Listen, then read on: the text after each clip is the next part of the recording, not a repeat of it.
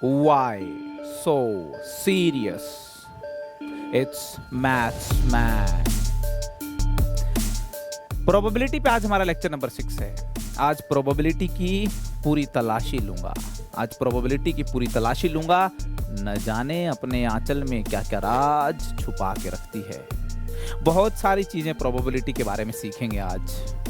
तो कैसे हैं आप लोग? आई होप आप सब लोग अच्छे होंगे। मेरी दुआ है कि आप अच्छे रहें। मैं भी हूं एकदम भन्नाट। चलिए आज के लेक्चर की शुरुआत करते हैं। दोस्तों, हमने प्रीवियस लेक्चर में सीखा था कि इंडिपेंडेंट और डिपेंडेंट इवेंट्स क्या होते हैं। जी हां, हमने सीखा था कि इंडिपेंडेंट और डिपेंडेंट इवेंट्स क्या होते हैं। हमने सीखा था कि इंडिपेंडेंट डिपेंडेंट इवेंट्स क्या होते हैं। और उससे पहले वाले लेक्चर में मल्टीप्लिकेशन थ्योरम ऑफ प्रोबेबिलिटी सीखी थी, कंडीशनल प्रोबेबिलिटी सीखी थी, कंडीशनल प्रोबेबिलिटी सीखी थी, मल्टीप्लिकेशन थ्योरम ऑफ प्रोबेबिलिटी सीखी थी। ठीक है, और साथ के साथ हमने इनको समझने के लिए कुछ क्वेश्चंस को भी सॉल्व किया था। अगर आपने कंडीशनल प्रोबेबिलिटी और इंडिपेंडेंट डिपेंडेंट इवेंट्स वाला लेक्चर नहीं देखा है तो मैं चाहता हूं कि पहले एक बार आप ये वाले लेक्चर्स देख लीजिए। आज के लेक्चर की शुरुआत हम कुछ क्वेश्चन सॉल्विंग से करेंगे यार। पहले तो हम कुछ क्वेश्चंस को सॉल्व करेंगे, ठीक है, और उसके बाद हम देखेंगे ट्री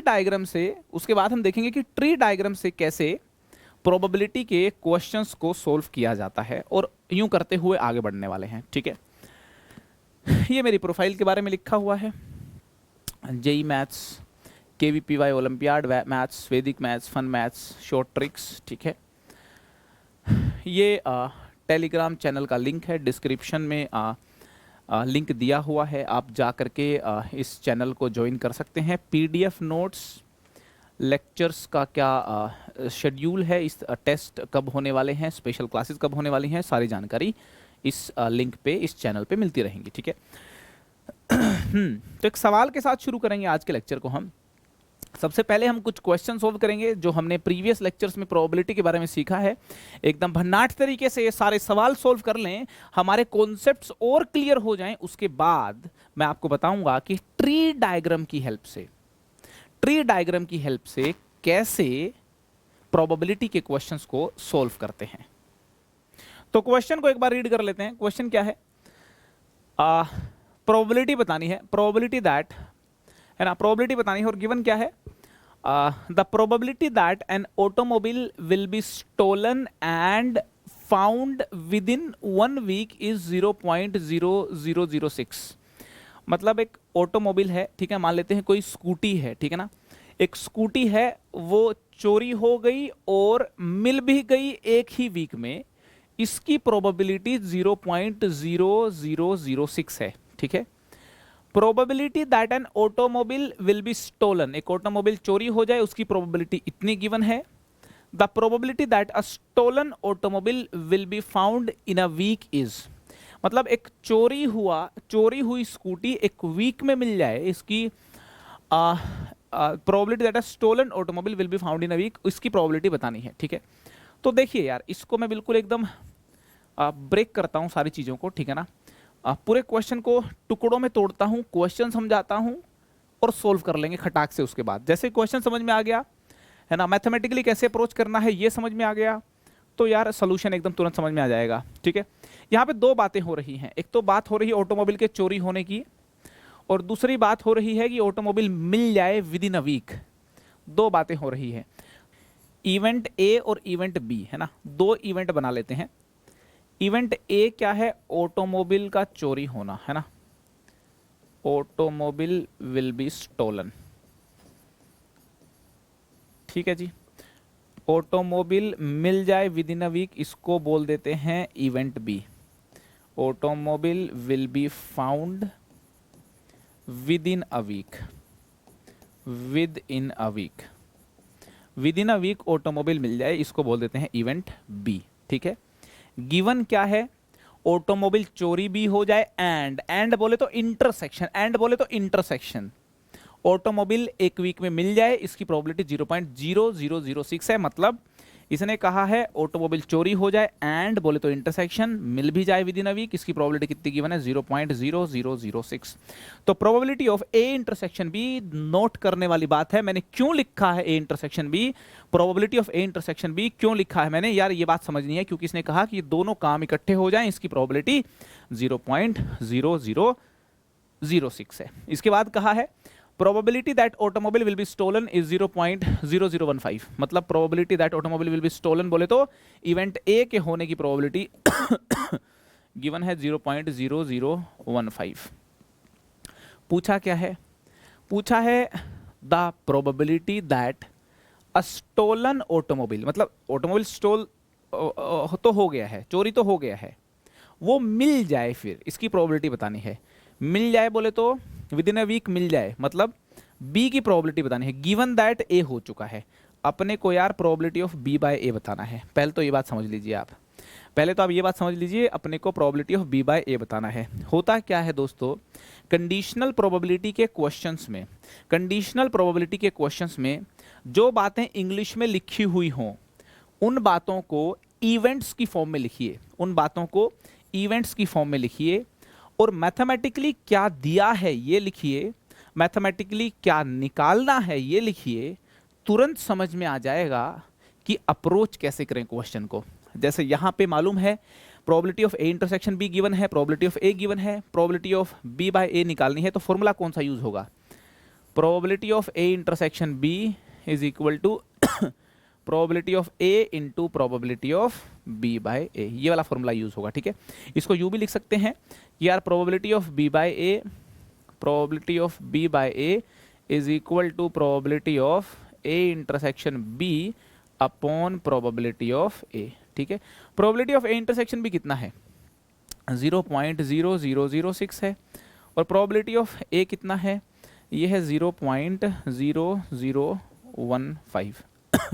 ठीक है, देखो दशमलव के बाद 4 अंक हैं, दशमलव के बाद 4 अंक हैं, हटा दें, 6/15, 3 से कैंसिल करेंगे, 2/5, प्रोबेबिलिटी कितनी आ गई 2/5, कितनी प्रोबेबिलिटी आ गई 2/5। ठीक है, probability of B by A is 2/5, correct है जी।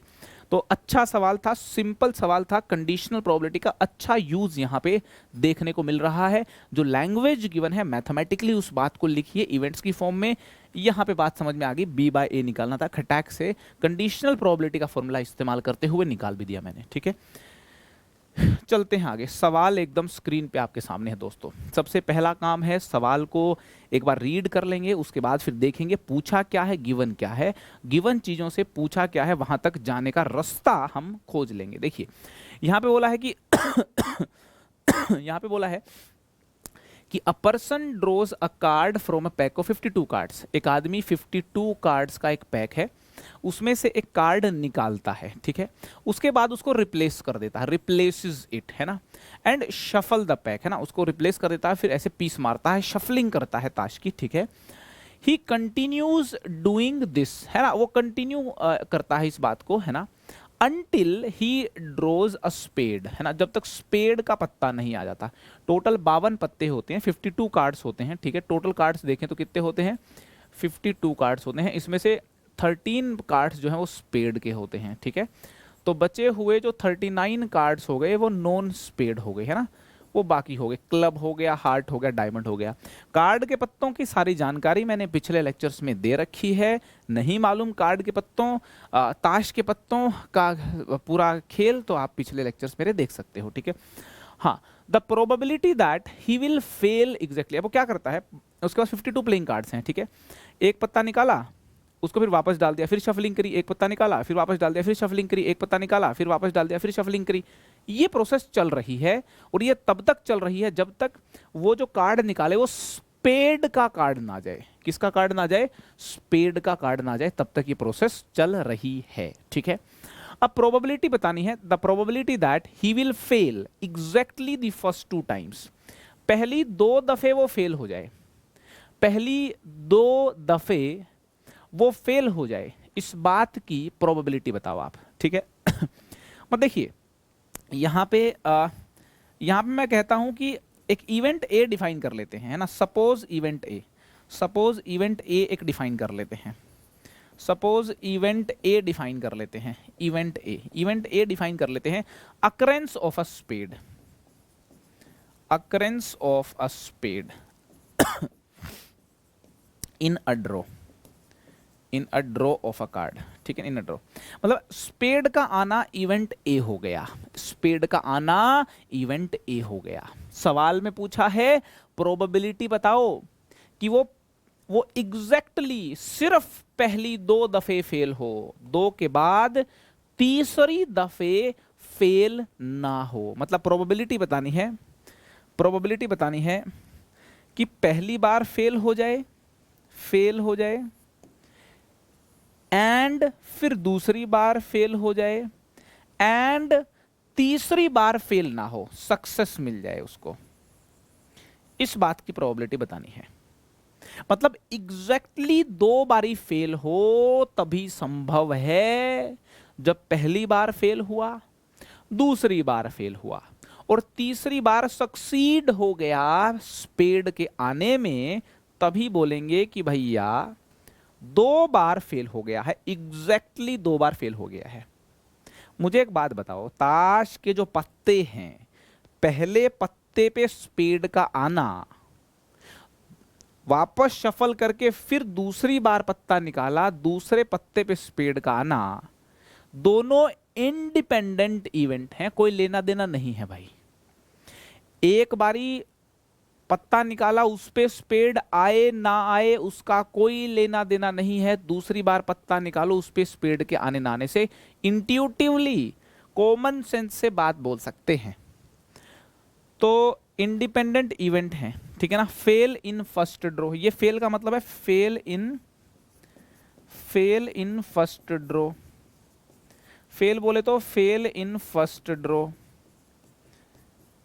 सक्सीड, फर्स्ट नहीं यार, second, fail in second draw, success मिल जाए, सक्सेस इन थर्ड ड्रॉ ये निकालना है।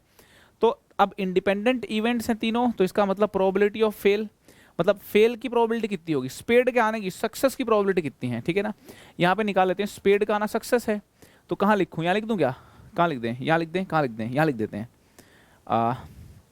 प्रोबेबिलिटी ऑफ सक्सेस और प्रोबेबिलिटी ऑफ फेलियर।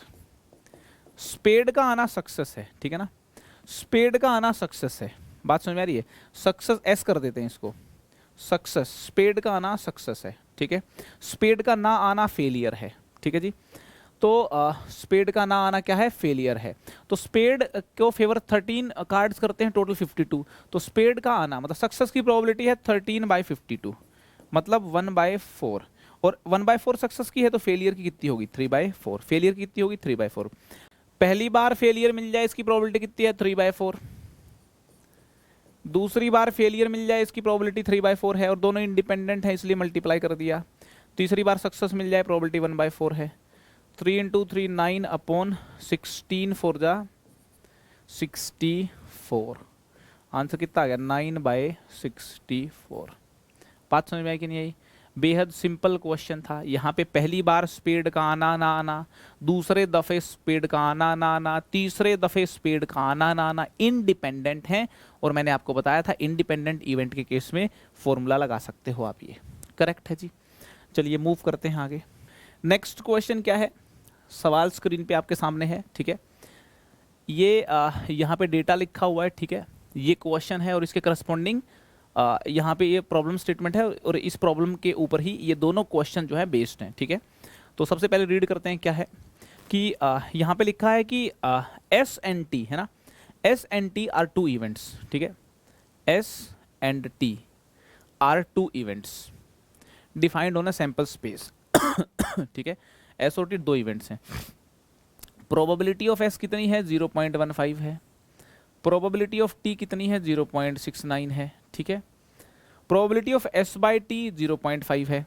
तो यहाँ पे फर्स्ट क्वेश्चन पूछा है कि एस एंड टी क्या है, म्यूचुअल एक्सक्लूसिव है, इंडिपेंडेंट है, म्यूचुअली एक्सक्लूसिव एंड इंडिपेंडेंट दोनों हैं या दोनों नहीं है, ये बातें पूछी हैं। तो देखिए जरा अब मैं क्या निकाल रहा हूँ,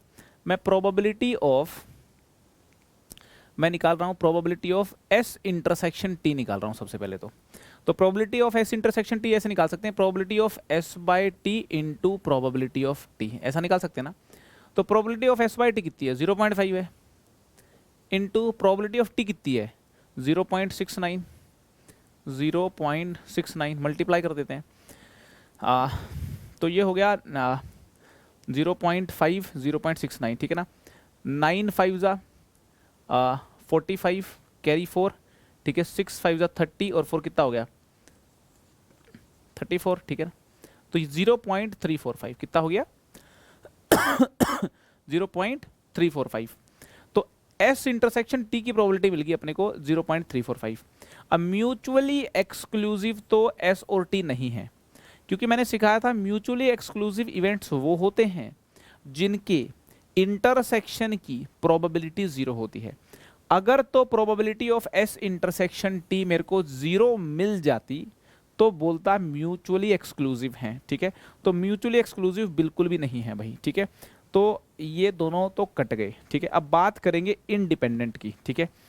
अब probability of S intersection T अगर probability of S into probability of T के बराबर आ जाए, है ना, बात को ध्यान से सुनना। ये तो हो गया एक बात, ये तो हो गई भाई एक बात, ठीक है। ये तो हो गई एक बात। मैंने कहा है कि अगर probability of S intersection T probability of S into probability of T के बराबर आ जाए, देन बोल सकते हैं S and T R independent. Independent की यही तो बात बताई थी मैंने, है ना, इंडिपेंडेंट, यही तो डेफिनेशन मैंने बताई थी, ठीक है ना। तो बोल देंगे एस और टी क्या है इंडिपेंडेंट है। तो एस इंटरसेक्शन टी, है ना, एस इंटरसेक्शन टी ये अपने को मालूम है यार 0.345 आ गया, है ना, 0.345 आ गया।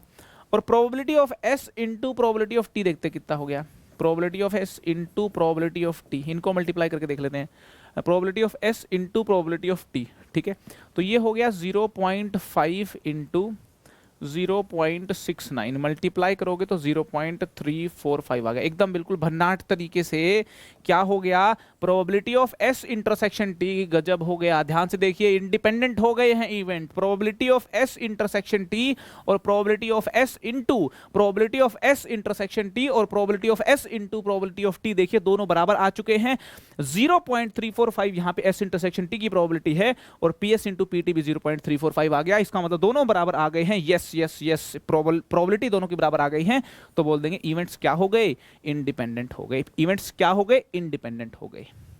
इंडिपेंडेंट होने की जांच करने की जो मैथमेटिकल कंडीशन है आपको आनी चाहिए। अगर दोनों का इंटरसेक्शन लो, एस इंटरसेक्शन टी की probability of S into probability of T के बराबर मिल जाए, इंडिपेंडेंट इवेंट होते हैं। वाइस वर्सा भी सही है। समझ में आ गई बात। दूसरा पूछा है find the value of probability of S and T, and बोले तो इंटरसेक्शन, एंड बोले तो इंटरसेक्शन। तो एस इंटरसेक्शन टी प्रोबेबिलिटी कितनी आ गई 0.345, तो टिक कर दो 0.345 आगे जीरो लगा दो, कोई खास बात नहीं है, ठीक है। जीरो लगाना चाहो लगा सकते हो। लास्ट वाले जीरो का अपने को क्या है लास्ट वाले जीरो का डेसिमल के बाद अपने को क्या है, ठीक है। लगाना चाहो लगा भी सकते हो, ठीक है। तो आई होप यार इस प्रकार के सवाल जो है आप अभी कर पाओगे, ठीक है ना। अब बेहद सिंपल क्वेश्चन था। मैं तो कहूँगा कि आप इसको खुद अटेम्प्ट करके देखें, एक बार मेरे करवाने के बाद भी खुद अटेम्प्ट करके देखें इसको, ठीक है ना। मतलब खुद सोल्व करके, खुद सोच के खुद सोल्व करके देखें, मज़ा आएगा आपको, ठीक है। तो मैं वही क्वेश्चन करवा रहा हूँ आपको ध्यान से सुनो क्या बोल रहा हूँ मैं बोल रहा हूँ कि मैं आपको वही क्वेश्चन करवा रहा हूं जो आपके कॉन्सेप्ट्स को क्लियर करें और एग्जामिनेशन पॉइंट से डायरेक्ट आपकी हेल्प करें कि हाँ यार ये कॉन्सेप्ट क्लियर है, अब इसको अप्लाई करो, क्वेश्चन सोल्व करो, है ना। इन क्वेश्चंस को बारीकी से समझना बेहद जरूरी है, ठीक है। अब यार देखिए एक मस्त बात बताता हूं, calculation of probability through statistical tree diagram. Tree diagram की हेल्प से प्रोबेबिलिटी कैसे कैलकुलेट करते हैं, ट्री डायग्राम की हेल्प से प्रोबेबिलिटी कैसे कैलकुलेट करते हैं, आइए देखते हैं। मैं एक प्रॉब्लम दे रहा हूं, ध्यान से सुनना है, क्वेश्चन क्या है, प्रॉब्लम स्टेटमेंट क्या है, और फिर कैसे प्रोबेबिलिटी मैं ट्री डायग्राम की हेल्प से निकाल रहा हूं, ये बात आपको समझनी जरूरी है। इतनी सी खता है मेरी कि जिद्दी हूं मैं, दैट्स ऑल। याद तुम बहुत आओगे, प्यार दिल में बहुत है आजमाया नहीं गया, जलता रहा दिया पूरी रात बुझाया नहीं गया, प्यार दिल में बहुत है आजमाया नहीं गया। चलें सीखें ट्री डायग्राम। ट्री डायग्राम की हेल्प से प्रोबेबिलिटी कैसे निकाली जाती है। सवाल को ध्यान से सुने। मैं बोल रहा हूं एक बॉक्स है, एक बॉक्स है, ठीक है ना, एक बॉक्स है भाई। क्या है बॉक्स? इस बॉक्स में 2 वाइट बॉल्स हैं, 2 white balls and 3 yellow balls. 2 white balls and 3 yellow balls. मैंने क्या किया है ना, यहां पे क्या है, बॉक्स का ये ढक्कन है, अब ये और ढक्कन, ये है ढक्कन, ठीक है। तो ये है ढक्कन बॉक्स का, यहां से बॉल निकालनी है आंख बंद करके, बोले तो रैंडम तरीके से, रैंडमली, ठीक है। बॉल निकालनी है यहां से आंख बंद करके। अ ball is drawn at random, a ball is drawn at random, ठीक है। एक बॉल को रैंडमली निकाल लिया और उसको देखा नहीं, ये नहीं देखा क्या कलर था उसका।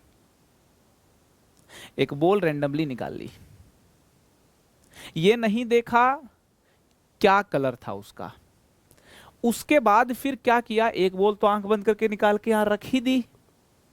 अब आंख बंद करे करे एक और बॉल निकाल लाया, एक और बॉल निकाल लाया, एक तो निकाल के रखी दी, अब एक दूसरी बॉल निकाल लाया और पूछ रहा हूं, पूछता है भारत कि ये दूसरी बॉल की वाइट होने की क्या प्रोबेबिलिटी है मेरे दोस्तों।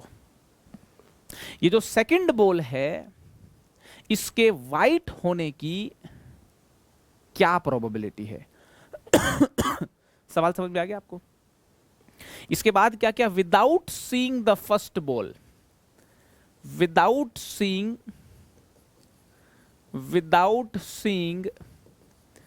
The first ball, second ball is drawn at random, second ball is drawn at random, second ball निकाल ली। सवाल ये है what is the probability that second ball is a white ball। सवाल क्या है, what is the probability, what is the probability, what is the probability that second ball is a, probability की एक लंबी कहानी है, is a white ball। Probability की एक लंबी कहानी है।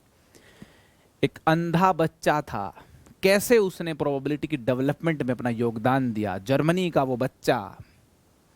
कहानी सुनना चाहते हो तो कमेंट बॉक्स में कमेंट करो, कहानियां भी लेकर के आऊंगा। एक बॉल निकाली, देखा नहीं, दूसरी बॉल निकाली, क्या प्रोबेबिलिटी है कि दूसरी बॉल एक वाइट बॉल हो। आओ इस बात को डायग्राम के थ्रू एनालाइज करते हैं, ठीक है। देखो ये बॉक्स था, यहां पे ये लिख देता हूं, ये बॉक्स है भाई अपना, ठीक है। आपने जब पहली बॉल निकाली, देखो अब मैं ट्री डायग्राम बना रहा हूं, ये बन रहा है ट्री डायग्राम। जी हां, ट्री डायग्राम बना रहा हूं। ट्री डायग्राम में सारी पॉसिबिलिटीज को एक्सप्लोर करते हैं, सारी पॉसिबिलिटीज को एक्सप्लोर करते हैं, और जिस पॉसिबिलिटी की प्रोबेबिलिटी निकालनी हो ना, जिस ब्रांच की प्रोबेबिलिटी निकालनी हो उसको पकड़ लेते हैं और प्रोबेबिलिटी निकाल देते हैं। क्या कह रहा हूं मैं, बात समझिएगा। जब पहली दफे बॉल निकाली, हो सकता है वो वाइट भी हो हो सकता है वो येलो भी हो। दो ब्रांच में बात फैल गई, दो ब्रांच में बात फैल गई। बॉक्स है, पहली बॉल निकाली, हो सकता है वाइट भी आई हो सकता है येलो भी आई हो, दो ब्रांच हो गई एक बात की। अगर पहली में वाइट आई है तो दूसरी में हो सकता है, क्या पता वाइट ही आ जाए, ये भी हो सकता है येलो आ जाए। इस ब्रांच के बाद फिर दो ब्रांच फैल गई। अगर पहली में येलो आई थी तो दूसरी में हो सकता है वाइट आ जाए, हो सकता है येलो आ जाए, फिर दो ब्रांच फैल गई। आप देखिए एक ट्री बन गया है सारी बातों का। इस ट्री की हेल्प से हम निकाल लेंगे प्रोबेबिलिटी। मुझे क्या निकालनी है? मुझे निकालनी है, तो क्वेश्चन हो गया, क्वेश्चन को करो साइड। मुझे निकालनी है प्रोबेबिलिटी ऑफ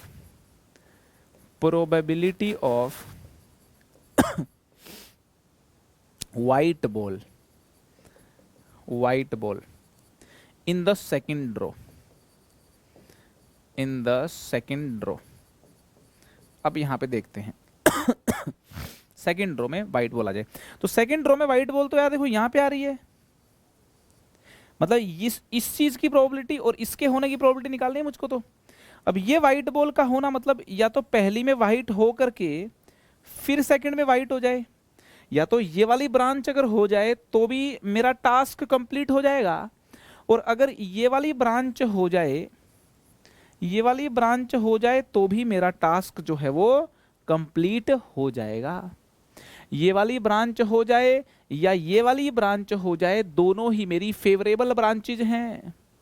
यहां पे ये समझना फेवरेबल ब्रांच है, ये मेरी फेवरेबल ब्रांच है, ये मेरी फेवरेबल ब्रांच है ट्री की।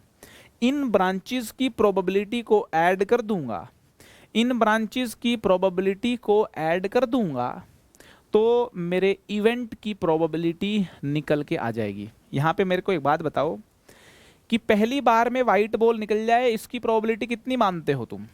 दो बॉल व्हाइट थी, टोटल 5 बॉल थी। व्हाइट बॉल 2 थी, टोटल 5 थी। पहली बार में व्हाइट निकल जाए, इसकी प्रोबेबिलिटी 2/5 है। और पहली दफे येलो निकलती, इसकी प्रोबेबिलिटी 3/5 होती। इस ब्रांच के होने की प्रोबेबिलिटी 2/5 है, इस ब्रांच के होने की प्रोबेबिलिटी 3/5 है। अगर पहली बार में व्हाइट बॉल निकल जाती है तो व्हाइट तो 1 बच गई, टोटल बॉल 4 बची हैं। दूसरी दफे भी व्हाइट निकल जाए, इसकी प्रोबेबिलिटी 1/4 बचेगी, और येलो निकल जाए, इसकी प्रोबेबिलिटी 3/4 बचेगी। तो दूसरी ड्रॉ में व्हाइट निकल जाए, इसकी प्रोबेबिलिटी 1/4 बचेगी, और येलो निकल जाए, इसकी प्रोबेबिलिटी 3/4 बचेगी। और अगर पहली ड्रॉ में येलो निकल गई होती तो येलो सिर्फ 2 ही बचती, तो व्हाइट की प्रोबेबिलिटी 2/4 हो जाती, दूसरी बारी में येलो की भी 2/4 हो जाती। व्हाइट की कितनी हो जाती? 2/4 हो जाती। येलो की कितनी हो जाती? 2/4 हो जाती।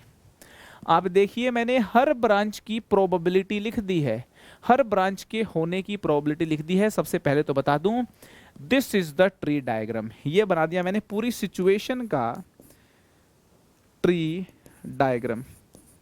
पूरी सिचुएशन का मैंने पूरी सिचुएशन का मैंने क्या बना दिया? ट्री डायग्राम बना दिया। मुझे इस ट्री में इस वाली ब्रांच की और इस वाली ब्रांच की प्रोबेबिलिटी निकालनी है। इन दोनों ब्रांचेस की क्या निकालनी है? प्रोबेबिलिटी निकालनी है। इस ब्रांच की प्रोबेबिलिटी कितनी आ गई?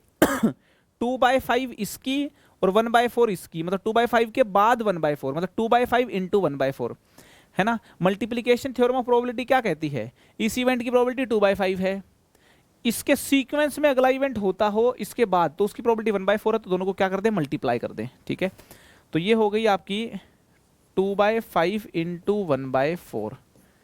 ठीक है, 2/5 into 1/4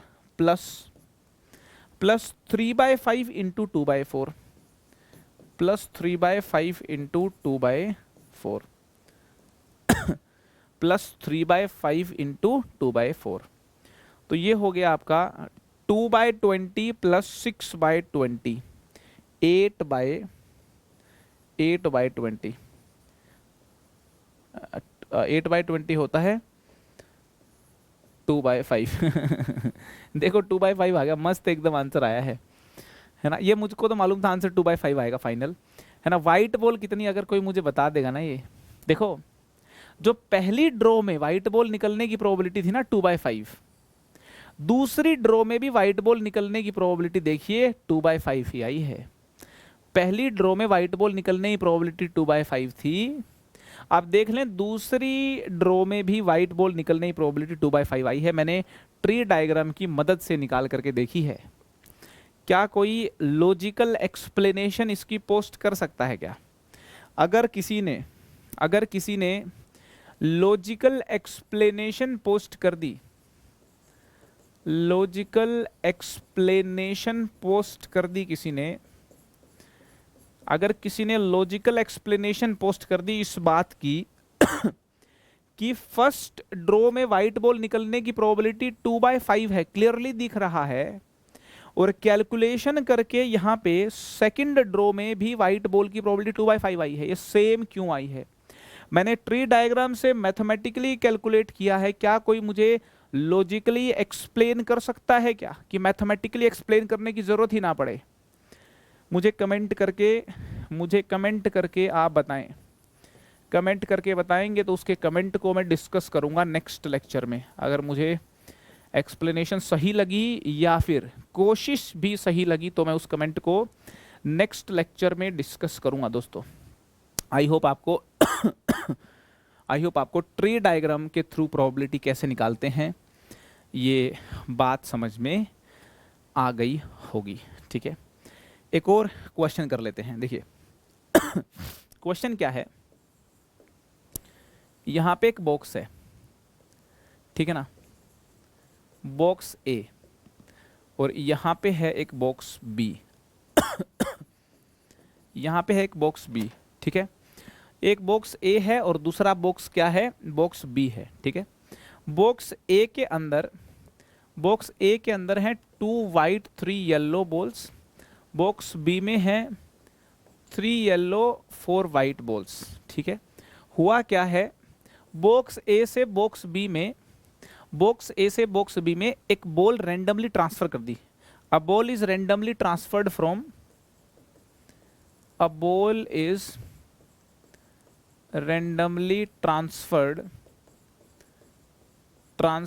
from box A to box B.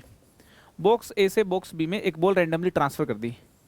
एक काम तो ये कर दिया मैंने, आंख बंद करी और इस बॉक्स से इस बॉक्स में एक बॉल रैंडमली ट्रांसफर कर दी, ठीक है। दूसरा काम मैंने क्या किया, सेकंड बॉक्स से now from box B 1 ball is drawn at random. अब यहां से 1 ball is drawn at random, अब यहां से एक बॉल मैंने रैंडमली बाहर निकाल ली। What is the probability that it is a yellow ball? सवाल क्या है, what is the probability that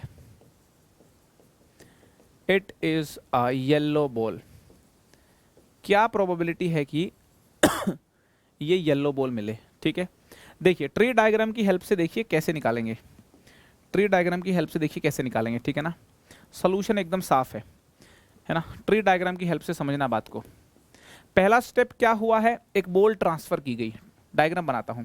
जो बॉल ट्रांसफर की गई, हो सकता है वाइट हो सकता है येलो हो। उस बॉल के वाइट होने की प्रोबेबिलिटी कितनी है? वाइट होने की प्रोबेबिलिटी 2/5 है और येलो होने की 3/5 है, ठीक है। अब इसके बाद क्या हुआ, अगर बॉल यहाँ पे वाइट ट्रांसफर हो गई हो तो यहाँ पे 5 बॉल वाइट हो गई हैं, 3 येलो थी ही।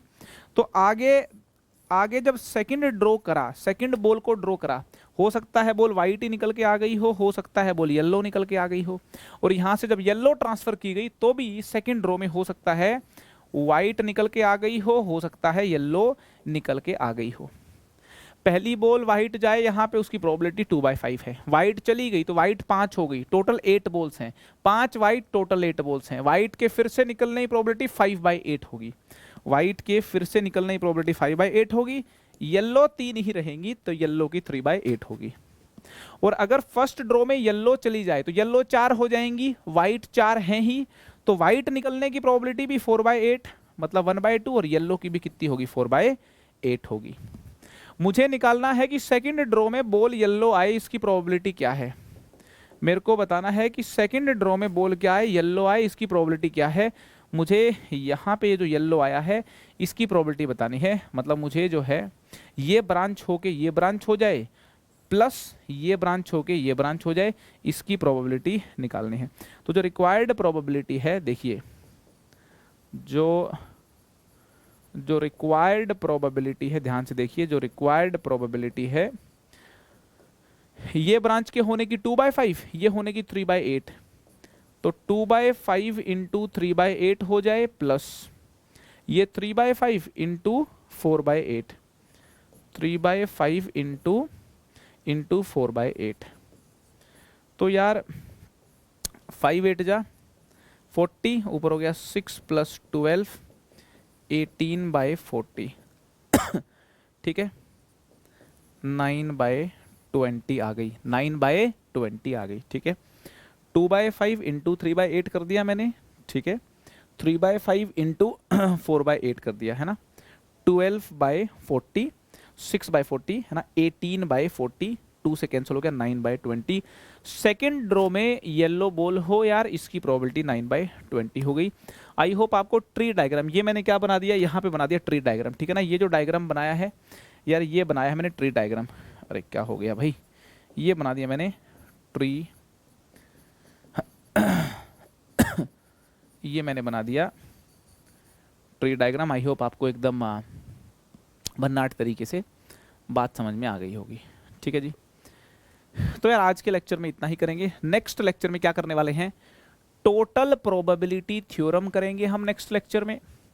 नेक्स्ट लेक्चर में टोटल प्रोबेबिलिटी थ्योरम करेंगे, उसके अलावा फिर करेंगे बेस थ्योरम, बेहद शानदार बेस थ्योरम। बेस थ्योरम का क्वेश्चन जो है ना, बोर्ड्स में तो आता ही आता है यार, मतलब मैक्सिमम टाइम। जेई में आने के भी खूब चांस होते हैं, बोर्ड्स हो, जेई हो या अदर कॉम्पिटिटिव एग्जामिनेशंस हो, अदर कॉम्पिटिटिव एग्जाम्स हो, स्टेट लेवल के हैं, जो भी एग्जाम्स होते हैं बिट सेट वगैरह के, यार बेस थ्योरम के क्वेश्चन के चांसेस अच्छे खासे होते हैं। नेक्स्ट लेक्चर को मिस करना ना भूलिएगा, शानदार लेक्चर होने वाला है। फिर से मैथ्समैन के साथ लेक्चर की शुरुआत होगी। आज के इस लेक्चर में इतना ही है ना। हंसने मुस्कुराने की कोशिश को जारी रखेंगे, हंसते रहें, मुस्कुराते रहें, हमेशा आप लोग खुश रहें, ऐसी मेरी कामना है।